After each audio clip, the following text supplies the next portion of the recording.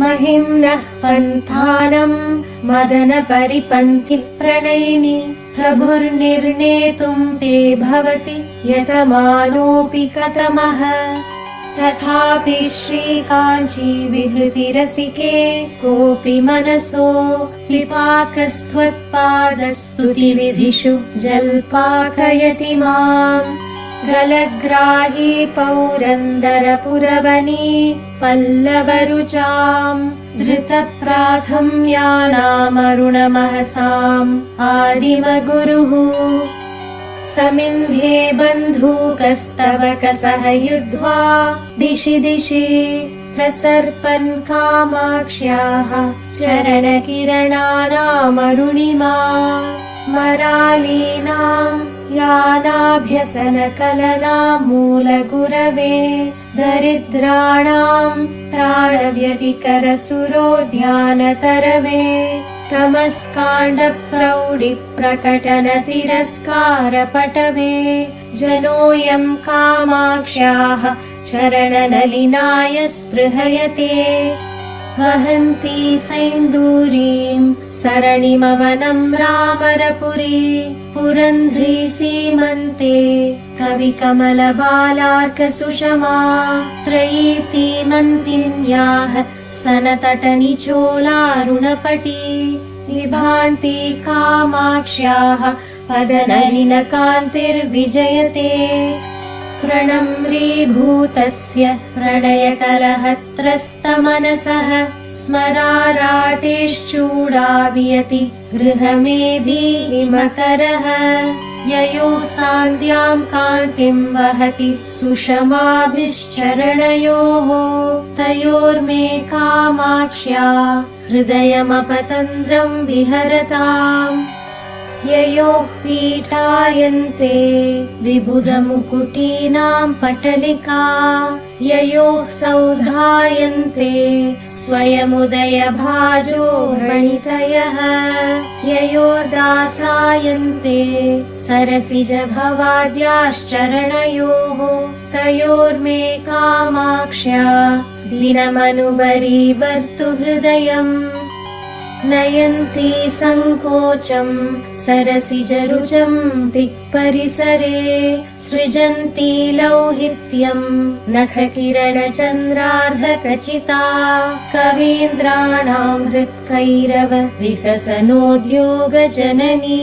स्फुरन्ती कामाक्ष्याश्चरणरुचिसन्ध्या विजयते। वीरावैर्माञ्जीरैः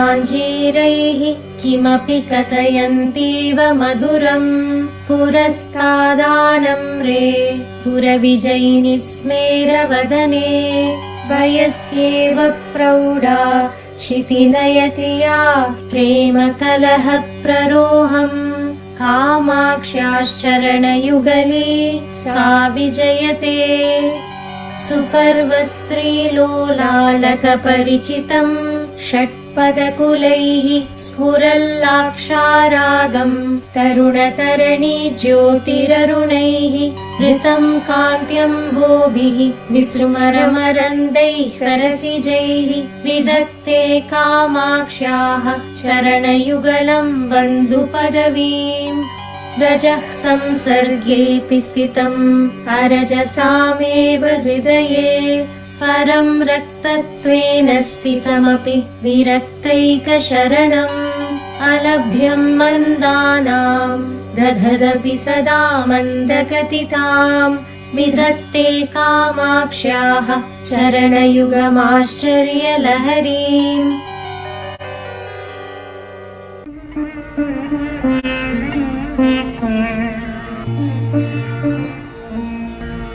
जटालामञ्जीरस्फुरदरुणरत्नांशुनिखरैः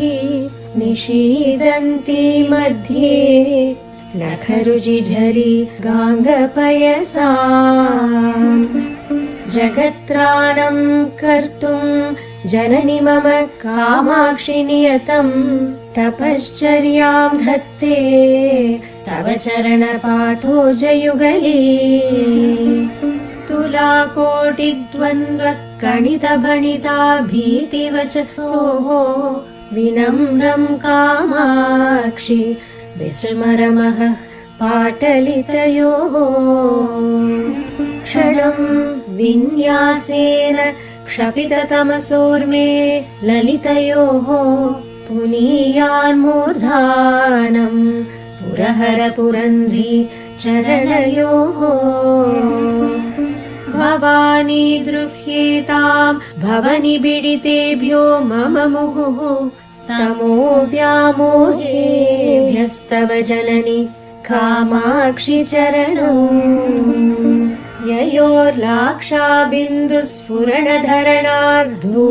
ययोर्लाक्षाबिन्दुस्फुरणधरणार्धूजटिजटाकुटीरा शोणाङ्गं वहति वपुरेणाङ्गकलिका पवित्रीकुर्युर्नः पदतलभुवः पाटलरुचः परागास्ते पापप्रशमनधुरीणाः परशिवे कणं लब्धुं येषां निजशिरसि कामाक्षि विवशाः वलन्तो व्यातन्वन्त्यहमहमिकां माधवमुखाः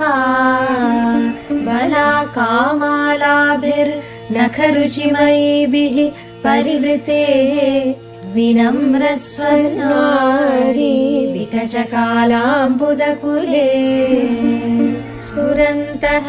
कामाक्षि स्फुटदलितबन्धूकसुहृदः तटिल्लेखायन्ते तव चरणपाथोजकिरणाः सरागः सत्त्वेषः प्रसृमरसरोजे प्रतिदिनं निसर्गादाक्रामन् विभुरजनमूर्धानमधिकम् कथं कारं मातः कथय पदपद्मस्तव सतां नतानां कामाक्षि प्रकटयति कैवल्यसरणिम् जपालक्ष्मी शोणो जनितपरमज्ञाननलिनी विकासव्यासङ्गो विफलितजगज्जाड्यगरिमा मनः पूर्वाद्रिं मे तिलकयतु कामाक्षि तरसा तमस्काण्डद्रोहि तव चरणपाथोजरमणः नमस्कुर्मः प्रेङ्गन्मणिकटकनीलोत्पलमः पयोधौ रिङ्गद्भिर्नखकिरणफेनैर्धवलिते स्फुटं कुर्वाणाय प्रबलचलदौर्वानलशिखावितर्कं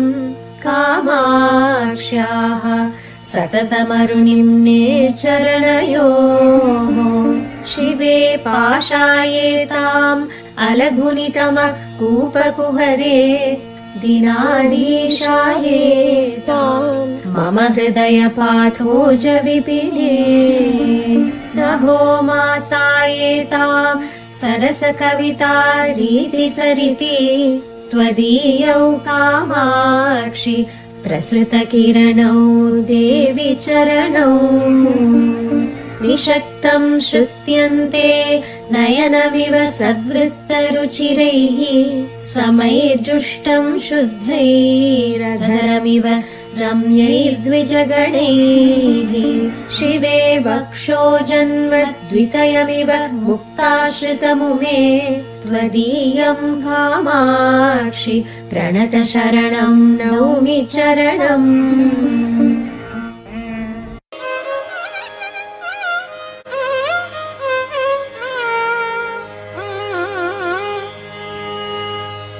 नमस्यासं सज्जन् नमुचि परिपन्थि प्रणयिनी निसर्गप्रेङ्गोलत् पुरलकुलकालाहि शबले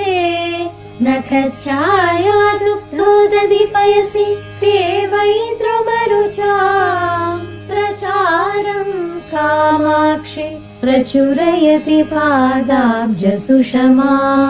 कदा दूरीकर्तुं कटुदुरितकाकोलजनितं महान्तं सन्तापं मदनपरिपन्थि प्रियतमे क्षणाते कामाक्षि त्रिभुवन क्षणपरितापहरणे पटीयां संलप्स्ये पदकमलसेवामृतरसं ययोः सान्ध्यं रुचिः सततमरुणिं निःस्पृहयते ययोश्चान्द्रे कान्तिः परिपतति दृष्ट्वा नखरुचिं ययोः पाकोद्रेकं पिपठिषति भक्त्या किसलयम् प्रद्युम्नः कामाक्ष्या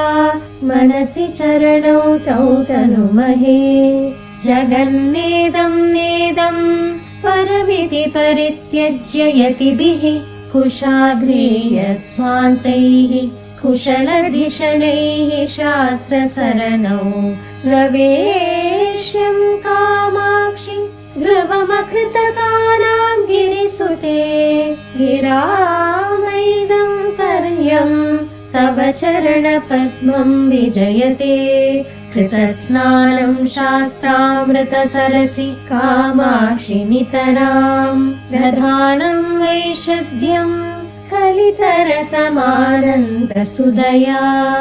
अलङ्कारं भूमेः मुनिजनमनश्चिन्मय महापयोधेरन्तस्तं तव चरणरत्नं मृगयते मनोगेहे मोहोद्भवतिमिरपूर्णे मम मुहुः दरिद्राणि कुर्वन् दिनकरसहस्राणि किरणैः विधत्तां कामाक्षि प्रसृमरतमो वञ्चनचणः क्षणार्धं सान्निध्यं चरणमणिदीपो जननि ते कवीनां चेतोवन् नखररुचि सम्पर्कि विबुधस्रवन्ति स्रोतोवत्पटुमुखरितं हंसकरवैः दिनारम्भ श्रीवन्नियतम् अरुणच्छाय सुभगम् मदन्तः कामाक्ष्याः स्फुरतु पदपङ्केरुहयुगम् सदा किं सम्पर्कात् प्रकृतिकठिनैनार्तिमुकुटैः तटैर्निहाराद्रेरधिकम् अणुना योगि मनसा विभिन्ते सम्मोहम् शिशिरयति भक्तानपि दृशाम् अदृश्यं कामाक्षि प्रकटयति ते पादयुगलम् पवित्राभ्यामम्ब प्रकृतिमृदुलाभ्यां तव शिवे पदाभ्यां कामाक्षि प्रसभमभिभूतैः सचकितैः प्रवालैरम्भोजैरपि च वनवासव्रतदशाः सदैवारभ्यन्ते परिचरितनानाद्विजगणैः चिरादृश्या हंसैः कथमपि सदा हंससुलभम् निरस्यन्ति जाड्यम् नियतजडमध्यैकशरणम् अदोषव्यासङ्गा सततमपि दोषाप्तिमलिनम्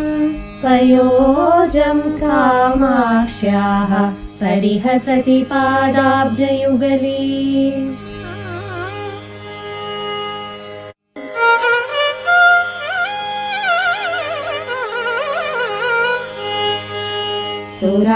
सुरानामानन्द प्रबलनतया मण्डनतया नखेन्दुज्योत्स्नाभिः विस्मरतमः खण्डनतया पयोजश्रीद्वेषव्रतरततया त्वच्चरणयोः विलास कामाक्षि प्रकटयति नैषाकरदशां सितिं नाकान्तीनां नखरजनुषां पादनलिनः चवीनां शोणिम्ना तव जननि कामाक्षि नमने लभन्ते मन्दारग्रथित नवबन्धूककुसुमस्रजां सामीचीन्यं सुरपुरपुरन्द्रीकचभरा स्फुरन्मध्य शुद्धे नखकिरणदुग्धाब्धिपयसा वहन्नब्जं चक्रं दरमपि च लेखात्मकतया श्रितो मात्स्यं रूपं श्रियमपि दधानो निरुपमां हृधामा कामाक्ष्याः पदनलिननामा विजयते नखश्रीसन्नद्धस्तबकनिचितः स्वैश्च किरणैः विशङ्गैः कामाक्षि प्रकटितलसत्पल्लवरुचिः सदाङ्गं यः शङ्के सकलफलदाता सुरतरुः त्वदीयपादोऽयं तुहिनगिरिराजन्यतनये वषट्कुर्वन्माञ्जीरज कलकलैः कर्मलहरी हवींषि क्रोदण्डं ज्वलति परमज्ञानदहने महीयां कामाक्षि स्फुटमहसि जोहोति सुधियां मनोवेद्यां मातस्तव चरणयज्वागिरिसुते महामन्त्रं किञ्चिन् मणिकटकनादैर्मृदुजपन् क्षिपन्दिक्षु स्वच्छं नखरुचिमयं भास्वनरजः नतानां कामाक्षि प्रकृतिपटुरुच्चाट्य ममता पिशाचीं पादोऽयं प्रकटयति ते मान्त्रिकदशाम् उदीते बोधेन्दौ तमसि नितरां जग्मुषि दशां दरिद्रां कामाक्षि प्रकटमनुरागं विदधति सितेनाच्छाद्याङ्गं नखरुचिपटेनाङ्घ्रियुगली पुरन्ध्रीते मातः स्वयमभिसरत्येव हृदयम् दिनारम्भः सम्पन्नलिन विपिनानामभिनवो विकासो वासन्तः सुखविदिकलोकस्य नियतः प्रदोष कामाक्षि प्रकटपरमज्ञानशशिनः चकास्ति त्वत्पादस्मरणमहिमा शैलतनये धृतच्छायं नित्यं सरसिरुहमैत्री परिचितं निधानं दीप्तीनां निखिलजगतां बोधजनकं मुमुक्षूणां मार्गप्रथनपटु कामाक्षि पदवीं पदं ते पादङ्गीं परिकलयते पर्वतसुते शनैस्तीर्त्वा मोहाम्बुधिमथ समारोढु मनसः क्रमात् कैवल्याख्यां सुकृति सुलभां सौधवलभीं लभन्ते निःश्रेणीमिव झटिति कामाक्षि चरणं पुरश्चर्याभिस्ते पुरमथन सीमन्ति जनाः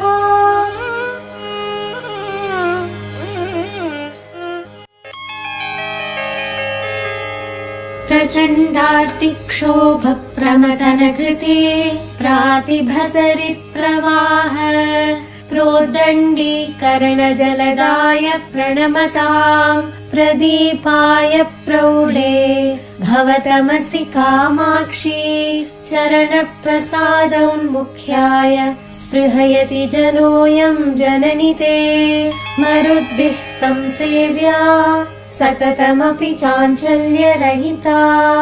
सदारुण्यं यान्ति परिणति दरिद्राण सुषमा गुणोत्कर्षान् माञ्जीरककलकलैः तर्जनपटुः प्रवालं कामाक्ष्याः परिहसति पादाब्जयुगली जगद्रक्षा रक्षा जलजरुचि शिक्षा पटुतरा समैर्नम्या रम्या सततमभिगम्या बुधजनैः द्वैलीलालोला श्रुतिषु सुरपालादिमुकुटीतटी सीमाधामा तव जननि कामाक्षि पदयोः गिरां दूरौ चोरौ जडिमतिमिराणां कृतजगत् परित्राणौ शोणौ मुनिहृदयलीलैकनिपुणौ नखैस्मेरौ सारौ निगमवचसां खण्डितभवगृहोन्मादौ पादौ तव जननि कामाक्षि कलये अविश्रान्तं पङ्कं यदपि कलयन्यावकमयम् निरस्यन् कामाक्षि प्रणमनजुषां पङ्खमखिलम् तुलाकोटिद्वन्द्वम् दधदपि च गच्छन्न तुलतां गिरामार्गं पादौ गिरिवरसुते लङ्घयति ते प्रवालं सव्रीलं विपिनविवरे वेपयति या स्फुरल्लीलं बालाटपमधिकबालं वदति या रुचिं सान्द्यां मन्द्यां विरचयति या वर्धयतु सा शिवं मे कामाक्ष्याः पदनलिनपाटल्यलहरी किरञ्जोत्स्नारीतिं नखमुखरुचां हंसमनसां वितन्वानः प्रीतिं पिकच तरुणां भोरुहरुचिः प्रकाशश्रीपादस्तव जननि कामाक्षि तनुते शरत्कालप्रौढिं शशिशकलचूडप्रियतमे नखाङ्गूरस्मेरद्युतिविमल गङ्गाम्भसि सुखम् कृतस्नानं ज्ञानामृतम् अमलम् आस्वाद्य नियतम् उदञ्जन्मञ्जीरस्फुरणमणिदीपे मम मनोज्ञे कामाक्ष्याः चरणमणिहर्म्ये विहरताम् भवाम्बोधौ नौकां जडिमविपिने पावकशिखाम् अमर्त्येन्द्रादीनाम् अधिमुकुटम् उत्तं सकलिकां जगत्तापे ज्योत्स्नां कृतकवचः पञ्जरपुटे शुकस्त्रीं कामाक्ष्याः मनसि कलये पादयुगलीं परात्मप्राकाश्य प्रतिफलनचुञ्जुः प्रणमतां मनोज्ञस्त्वत्पादो मणिमुकुरमुद्रां कलयते यदीयां कामाक्षि प्रकृतिमसृणां शोधकदशां विधातुं चेष्टन्ते बलरिपुवधूटीकचभराः अविश्रान्तं तिष्ठन्न कृतकवचः कन्दरपुटीकुटीरान्तः प्रौढम् नखरुचिसटालीं प्रकटयन् प्रचण्डं खण्डत्वं नयतु मम कामाक्षि तरसा तमो वेतण्डेन्द्रं तव चरणकण्ठीरवपतिः पुरस्तात् कामाक्षि प्रचुररसम् आखण्डलपुरी पुरन्ध्रीणाम् लास्यं तव ललितमालोक्य शनकैः नखश्रीभिः स्मेरा बहुवितनुते नूपुररवैः चमत्कृत्याशङ्के चरणयुगली चाटुरचनाः सरोजं निन्दन्ति नखकिरणकर्पूरशिशिरा निषिक्ता मारारेः मुकुटशशिरेखा हिमजलैः स्फुरन्ति कामाक्षि स्फुटरुचिमये पल्लवजये तवा धत्ते मैत्रीं पथिकसुदृशा पादयुगली नतानां सम्पत्तेः अनवरतमाकर्षणजपः प्ररोहत् संसार प्रसरगरिमस्तम्भनजपः त्वदीयः कामाक्षि स्मरहर मनोमोहनजपः पठेयान्नः पायात् पदनलिनमञ्जीरनिनदः वितन्वीथानाथे मम शिरसि कामाक्षि कृपया पदाम्भोजन्यासं पशुपरिबृढः प्राणदयिते पिबन्तो यन्मुद्रां प्रकटमुपकम्पा परिसरम् दृशानानन्द्यन्ते नलिनभवनारायणमुखाः प्रणामोद्यत् बृन्दारक मुकुटमन्दारकलिका विलोलल्लोलम्ब प्रकरमय धूम प्रचुरिमा प्रदीप्तः पादाब्ज द्युतिवितति पाटल्यलहरी कृशानुः कामाक्ष्या मम दहतु संसार विपिनम् फलक्षश्रीरक्षाधिप शिशुसदृक्षैस्तव नखैः जिघृक्षुर्धक्षत्वम् सरसिरुह भिक्षुत्वकरणे क्षणान्मे कामाक्षि क्षपित भव संक्षोभगरिमा वचो वैचक्षण्यम् चरणयुगली पक्ष्मलयतात् समन्तात् कामाक्षि क्षततिमिरसन्तानसुभगान् अनन्ताभिर्भाभिः दिनमनुदिगन्तान् विरचयन् अहन्तायाहन्ता मम जडिमदन्तावलहरिः विभिन्तां सन्तापम् तव चरणचिन्तामणिरसो प्रधानो भास्वत्ताम् अमृतनिलयो लोहितवपुः विनम्राणां सौम्यो गुरुरपि कवित्वं च कलयन् गतौ मन्दो गङ्गाधरमहिषि कामाक्षि भजताम् तमः केतुर्मातस्तव चरणपद्मो विजयते नयन्तीं दासत्वम् नलिनभवमुख्यान् असुलभः प्रदानाद् दीनानाममरतरु दौर्भाग्यजननीं जगज्जन्मक्षेमक्षयविदिषु कामाक्षि पदयोः धुरीणामीष्टे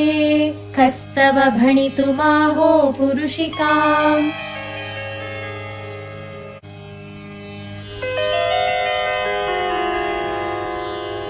जनोऽयं सन्तप्तो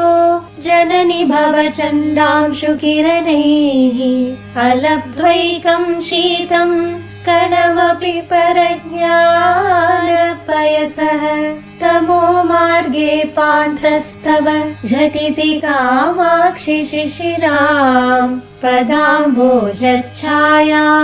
परमशिवजाये मृगयते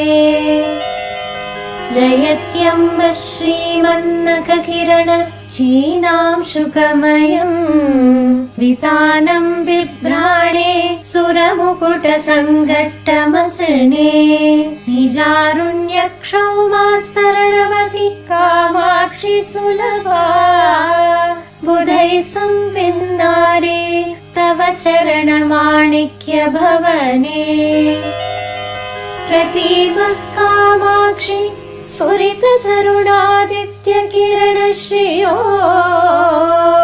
मूलद्रव्यम् तव चरणमद्रीन्द्रतनये सुरेन्द्राशामा पूरयति यदसौध्वान्तमखिलम् धुनीते दिग्भागानपि च महसा पाटलयते महाभाष्यव्याख्यापटु शयनमारोपयति वा स्मरव्यापारेष्या पिशुननिटिलं कारयति वा द्विरेफाणामध्यासयति सततं वादिवसतिं प्रणम्रान् कामाक्ष्याः पदनलिनमाहात्म्यगरिमा विवेकाम्भस्त्रोतः सपनपरिपाटी शिशिरिते समीभूते शास्त्रस्मरण हलसङ्कर्षणवशात् सदां चेतक्षेत्रे वपति तव कामाक्षि चरणो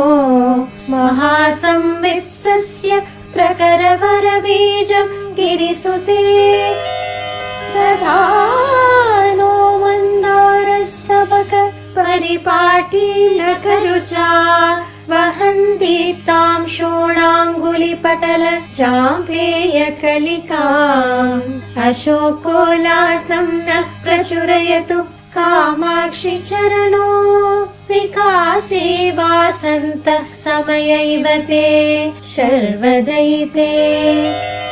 नखां शुप्राचुर्य प्रसृमर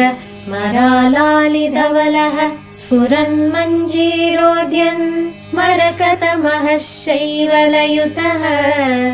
भवत्या कामाक्षि स्फुटचरणपाटल्यकपटो न दक्षोणाभिक्यो नगपतितनूजे विजयते धुनानं पङ्कौघं परमसुलभं कण्डककुलैः विकासव्यासङ्गं विदधत पराधीनमनिशम् नखेन्दुज्योत्स्नाभिः विशदरुचिकामाक्षिलितराम् असामान्यं मन्ये सरसिजमिदं ते पदयुगम्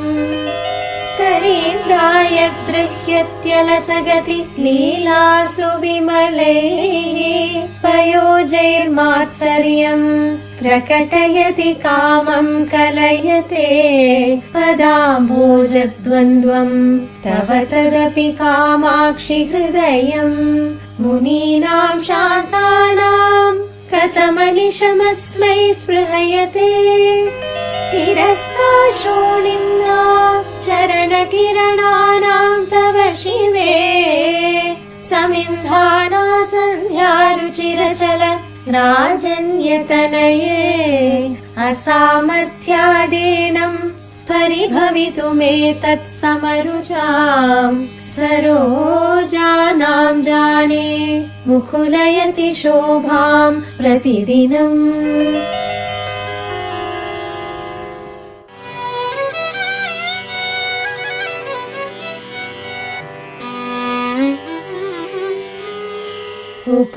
उपातिक्षद्दाक्ष्यं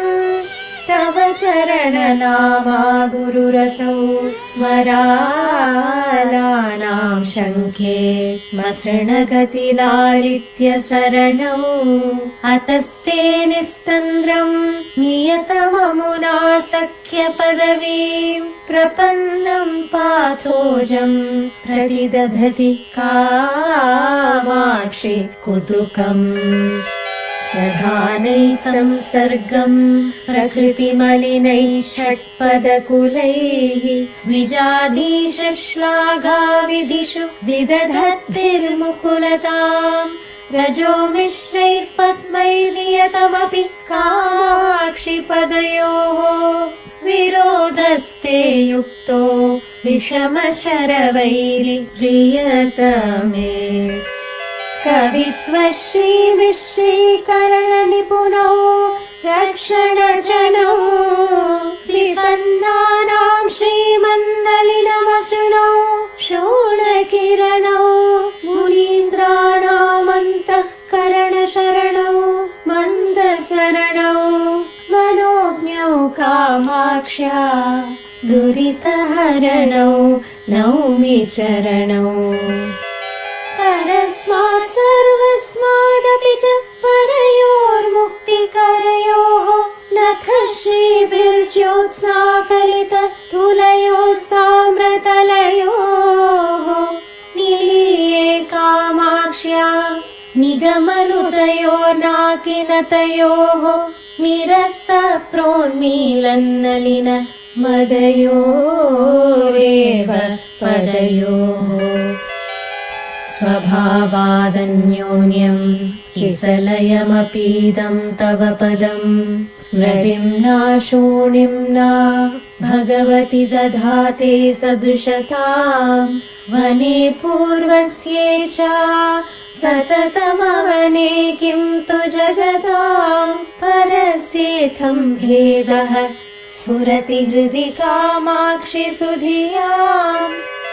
कथं वाचालोऽपि प्रकटमणिमञ्जीरनिनदैः सदैवानन्दाद्रान् विरचयति वाचं यवजनान् प्रकृत्या याते षोडच्छविरपि च कामाक्षि चरणो मनीषा नैर्मल्यं कथमिव नृणामां सलयते चलत्कृष्णा वीची परिचलन पर्याकुलतया मुहुर्भ्रान्तस्तान्तः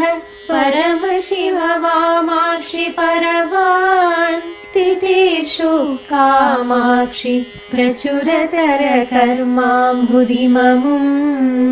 कदाहं लप्स्येते चरणमणिसेतुं गिरिसुते विशुष्यन्त्या प्रज्ञासरिति दुरितग्रीष्मसमयप्रभावेण क्षीणे सति मम मनः केकिनिषुचा त्वदीयः कामाक्षि स्फुरितचरणाम्भोधमहिमा न भूमासाटोपम्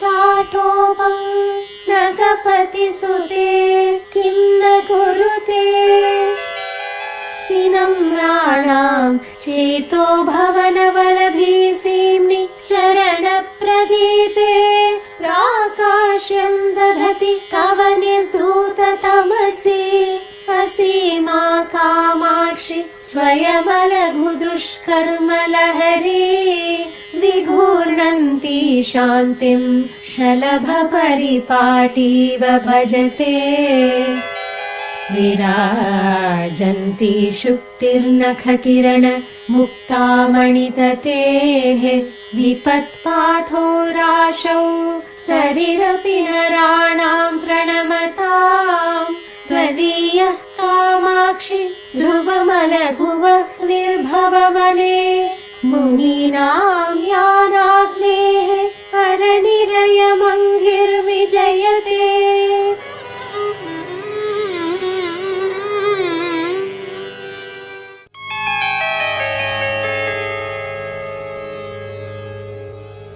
समस्तैः संसेव्यः सततमपि कामाक्षि विबुधैः स्तुतो गन्धर्वस्त्रीसुललित विपञ्ची कलरवैः भवत्या भिन्दानो भवगिरिकुलं जृम्भिततमो बलद्रोही मातश्चरणपुरुहूतो विजयते वसन्तं भक्तानामपि मनसि नित्यं परिलसद् धनच्छाया पूर्णं शुचिमपि नृणां तापशमनम् नखेन्दुज्योत्स्नाभिः शिशिरमपि पद्मोदयकरम् नमामः कामाक्ष्याः चरणमधिकाश्चर्यकरणम् कवीन्द्राणां नानाभणिति गुणचित्रीकृतवचः प्रपञ्चव्यापार प्रकटनकला कौशलनिधिः अधः कुर्वन्नब्जं सनकभृगुमुख्यैर्मुनिजनैः नमस्यः कामाक्ष्याः चरणपरमेष्टि विजयते भवत्याः कामाक्षि स्फुरितपदपङ्खेरुहभुवाम् परागाणां पूरैः परिहृतकलङ्कव्यतिकरैः नतानामावृष्टे हृदयमुकुरे निर्मलरुचि प्रसन्ने निःशेषं प्रतिफलति विश्वं गिरिसुते तव त्रस्तं पादात् किसलयमरण्यान्तरमगात् परं रेखारूपं कमलममुमेवाश्रितमभूत् जितानां कामाक्षि द्वितयमपि युक्तं परिभवे विदेशे वासो वा शरणगमनं वा निजरिपोः गृहीत्वा याथार्थ्यं निगमवचसां देशिक कृपाकटाक्षार्कज्योतिः शमितममता बन्धतमसः यतन्ते कामाक्षि प्रतिदिवसमन्तर्दृढयितुं त्वदीयं पादाब्जं सुकृतपरिपाकेन सुजनाः जडानामप्यम्ब स्मरणसमये त्वच्चरणयोः भ्रमन्मन्तक्ष्माभृद् धुमुघुमितसिन्धुः प्रतिभटाः प्रसन्नाः कामाक्षि रसभमदरस्पन्दनकराः भवन्ति स्वच्छन्दम् प्रकृतिपरिपक्वा भणितयः वहन्नप्यश्रान्तम् मधुरनिनदम् हंसकमसौ तमेवाधः कर्तुम् किमिव यतते केलिगमने भवस्यैवानन्दम् विदधदपि कामाक्षि चरणो भवत्यास्तद्रोहम् भगवति किमेवं वितनुते यदत्यन्तम् ताम् यत्यलसगति वार्तास्वपि शिवे तदेतत् कामाक्षि प्रकृतिमृदुलम् ते पदयुगम् किरीटैः सङ्घट्टम् कथमिव सुरोघस्य सहते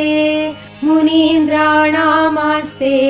मनसि च कथं सूचिनिशिते मनोरङ्गे मत्के विबुधजनसम्मोदजननी सरादव्यासङ्गम् सरसमृदुसञ्चारसुभगा मनोज्ञा कामाक्षि प्रकटयतु लास्य प्रकरणम् रणन्मञ्जीराते चरणयुगली नर्तकवधूः परिष्कुर्वन्मातः पशुपतिकपर्दम् चरणराट पराजामृत्पद्मम् परमभणितीनाम् च मकुटम् भवाके पातोधौ परिहरतु कामाक्षि ममता पराधीनत्वम् मे परिमुषितपाथोज महिमा प्रसूनैः सम्पर्कादमरतरुणी कुन्तलभवैः अभीष्टानाम् दानादनिशमपि कामाक्षि नमताम् स्वसङ्गात् कङ्केलि प्रसवजनकत्वेन च शिवे त्रिधा धत्ते वार्ताम् सुरभिरिति पादो गिरिसुते महामोहस्तेन व्यतिकरभयात् पालयति यो विनिक्षिप्तम् स्वस्मिन् निज जनमनोरत्नमनिशम् सरागस्योद्रेकात् सततमपि कामाक्षि तरसा किमेवम् पादोऽसौ किसलयरुचिम् चोरयति ते सदा स्वादुङ्कारम् विषयलहरी शालिकणिकाम् समास्वाद्य श्रान्तम् हृदयशुकपोतम् जननि मे कृपाजाले फाले क्षणमहिषि कामाक्षिरभसाद् गृहीत्वा रुन्धीताः तव पदयुगी पञ्जरपुटे धुनानम् कामाक्षि स्मरणलवमात्रेण जडिमज्वरप्रौढिम् गूढस्थितिनिगमनैकुञ्जकुहरे अलभ्यम् सर्वेषाम् कतिचन लभन्ते सुकृतिनः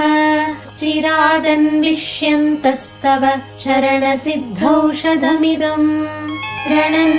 रणन्मञ्जीराभ्याम् ललितगमनाभ्याम् सुकृतिनाम् मनोवास्तव्याभ्याम् मथिततिमिराभ्याम् न करुचा विधेयाभ्याम् पत्या निज शिरसि कामाक्षि सततम् नमस्ते पादाभ्याम् नलिन मृदुलाभ्याम् गिरिसुते सुरागे राकेन्दु प्रतिनिधिमुखे पर्वतसुते चिराल्लभ्ये भक्त्या शमदन जनानाम् परिषदा मनोभृङ्गो मत्कः पदकमलयुग्मे जननि ते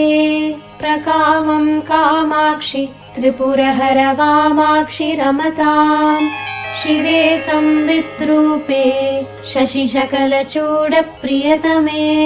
शनैर्गत्या गत्या जितसुरवरेभे गिरिसुते यतन्ते सन्तस्ते चरणनलिनालानयुगले सदा बद्धुम् चित्तप्रमदकरियूतम् दृढतरम् यशः सूते मातर्मधुरकविताम् पक्ष्मलयते यशः सूते मातर्मधुरकविताम् पक्ष्मलयते श्रियं दत्ते चित्ते कमपि परिपाकं प्रथयते सतां पाशग्रन्थिं शिथिलयति किं न कुरुते प्रपन्ने कामाक्ष्याः प्रणति परिपाटी चरणयोः मनीषा माहेन्द्रीं ककुभमिव ते कामपि दशां प्रधत्ते कामाक्ष्याः चरणतरुणादित्यकिरणः यदीये सम्पर्के धृतरसमरन्दा कवयताम् परिपाकं धत्ते परिमलवती सूक्तिनलिनी पुरामारारातिः पुरमजयदम्बस्तव शतैः प्रसन्नायां सत्यां त्वयि तु हि न शैलेन्द्रतनये अतस्ते कामाक्षि स्फुरतु तरसा कालसमये समायाते मातर्मम मनसि पादाब्जयुगलम् पदद्वन्द्वं मन्दं गतिषु निवसन्तं हृदि सतां गिरामन्ते भ्रान्तं कृतकरहितानां परिबृढे जनानामानन्दं जननि जनयन्तं प्रणमतां त्वदीयं कामाक्षि प्रतिदिनमहं नौमि विमलम् इदं यः कामाक्ष्याः चरणनलिनस्तोत्रशतकम् जपे नित्यं भक्त्या निखिल जगदाह्लादजनकम् स विश्वेषां वन्द्यः सकलकविलोकैकतिलकः चिरं भुक्त्वा भोगान् परिणमति चित्रूपकलया